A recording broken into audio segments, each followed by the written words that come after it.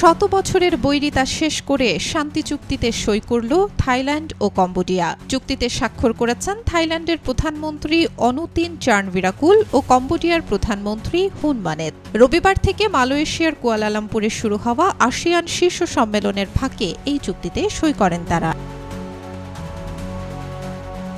ASEAN সভাপতি হিসেবে চুক্তির স্বাক্ষর প্রত্যক্ষ করেছেন মালয়েশিয়ার প্রধানমন্ত্রী আনোয়ার ইব্রাহিম ও মার্কিন প্রেসিডেন্ট ডোনাল্ড ট্রাম্প।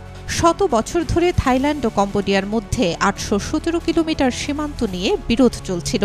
বিরোধকে কেন্দ্র করে দুই দেশের মধ্যে গত ২৪ জুলাই সামরিক সংঘর্ষ হয়।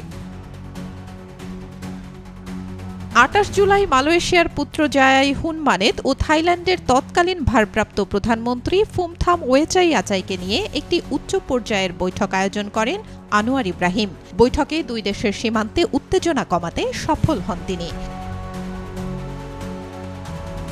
এই শান্তি চুক্তিকে আসিয়ানের জন্য একটি বড় অর্জন হিসেবে দেখা হচ্ছে। এর মধ্য দিয়ে আরও বড় কোনো সামরিক সংঘাতের হাত থেকে রক্ষা পেল হাজার হাজার মানুষ।